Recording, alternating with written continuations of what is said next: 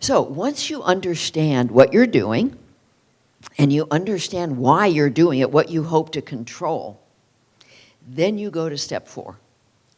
And step 4 is you're opening again to that, whatever it is that you want to open to, whether it's nature or energy or a light or your older, wiser self or your concept of God or a guardian angel or a higher teacher, a mentor, somebody who's died who loved you. It doesn't matter. The energy is there. And when you open to learning, you're going to start to get information. So in step 4, you're asking 2 questions.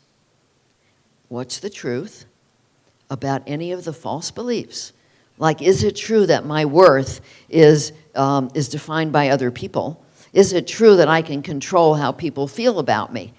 These are not true. These are false beliefs. And the second question is, what is loving to me? What is the loving action? What action is in my highest good? And this is vitally important, to take action. You know, like if a child came to you and said, I'm hungry, and you said, oh, thank you for sharing, but you didn't get food. Does it mean anything? Doesn't mean anything. So you can do the first 4 steps, and you can get that loving action, and a lot of people do, and then they don't do anything. So step 5 is you take the action. Now, this can be very challenging. When I first started doing this, I was in a relationship. I was married for 30 years, and I was the caretaker. And I was getting treated the way I treated myself. And as I started to practice inner bonding, I was asking, okay, if my husband is getting upset with me or judging me, and it doesn't feel good, obviously, what do I do? Because I would be like a deer in the headlights. Oh my God, I got to do something. I got to fix it. I would scurry around and try and make everything okay. I didn't want to do that anymore. It wasn't loving to me. And so after working with my higher guidance, I finally got the words which I had never heard anybody say, to say, I'm not willing to be blamed or shamed anymore. Now, very simple, right? I'm not willing to be blamed or shamed, and to walk away. That's what I was told the loving action was. I started to practice it. I started to rehearse it. The next time that happened, deer in the headlights, I completely forgot. And it took me a couple of months of rehearsing these words, because I had never seen anybody stand up for themselves like that, ever. Not in my family. And so one day, when this was happening, he was upset with me, and I very calmly came out of my mouth and said, you know, I'm not willing to be blamed and shamed anymore. Wasn't mad, I just said it, and I walked away, and my inner child went, yes! It was like, wow, I matter, I count. You're not going to treat me the way I was treated growing up, where I didn't matter. You're not going to keep treating me like I don't exist, like I don't matter. It was so powerful. That one thing was so powerful, because this inner child, this soul, suddenly began to matter, to exist, because I was invisible before that. Because I was invisible to me, because my feelings were invisible to me, I was invisible to everybody. It was easy to scapegoat me. It's easy to scapegoat you when you're invisible to yourself. And so this was a turning point. And of course, it took a lot more practice in a lot of different situations for me to learn to really take loving care of myself. It's a process. I'm going to be doing this my whole life, because I think that we're always presented with new situations. I'm presented with new situations, and I don't know what the loving action is in those situations. I have to ask. So often my clients say, well, yeah, I want to love myself, but I don't know how. Well, of course you don't know how. Where would you learn how? But you can ask, what is loving to me? You know, parents do this automatically. They don't realize it. They have a baby. They want to be a good parent. They don't know what the baby needs, and they say, I wonder what my baby needs. They're really wanting to know.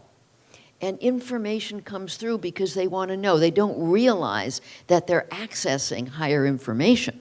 But they are because they're open to learning. They want to know. They want to love their baby. It's the same thing on the inner level. Got to start loving that baby in us. And when we really ask, what's loving? What's in my highest good? You're going to get that information. So the final step is, once you've taken loving action, is that you check in. How does it feel? If you feel relief, if you feel better, less shame, less guilt, less anger, less anxiety, less depression, you know you've taken a loving action. Your feelings are letting you know this. Okay, so once you have done this,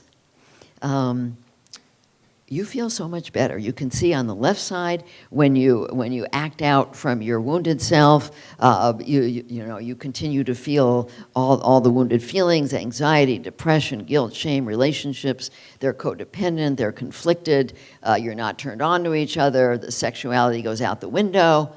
But when you're loving yourself, you start to feel safe. You start to feel secure. You're not trying to get somebody else to make you feel safe. You're making yourself feel safe, and this is absolutely amazing when you do this, and your creativity explodes. You know, one of the things that that's been so amazing to me with doing inner bonding is that basically I step aside and I invite my higher guidance in. It's like, I'm probably not going to remember anything I've said here because I'm not the one saying it. I always say before I give a talk, okay, you do it. Would you do it for me? Yes. Okay, you do it. And I get myself out of the way. And I do the same thing with writing. When I first started writing, it was so hard. Oh my God, I would agonize. Now, when I sit down to write, I just say, okay, you're on. And it comes right through. And we all have the capacity to do this. This is why it's so important to have that divine connection. Your creativity is amazing. It comes from your higher self through you when you're open. Relationships blossom when both people are open to learning, or even one, because one person, sometimes I just work with one person in a relationship. And when that person changes, the whole system changes. Now, I can't guarantee how it's going to change. You know, and I say to people, you know, if you start loving yourself and you shift the whole system, either your relationship's going to get a lot better or it's going to get a lot worse. Because, you know, sometimes you have an agreement. Like in my relationship, we had an agreement. I was the caretaker, he was the taker. That's the way it was. And as I started to take care of myself, it got worse and worse, and that's very sad. Because after 30 years, I wanted an intact marriage, but it wasn't going to happen. And so I tell people, look, you don't know. You got to be prepared either way. Most of the time, with the people I work with, it gets better. And that is very, very gratifying. I mean, I've seen people who come in who are on the verge of divorce. They hate each other. They can't stand each other. They haven't had sex in years. They're fighting. They're distant. There's nothing between them. But if at least one of them opens to learning and starts to take responsibility for themselves, magic can happen in a relationship.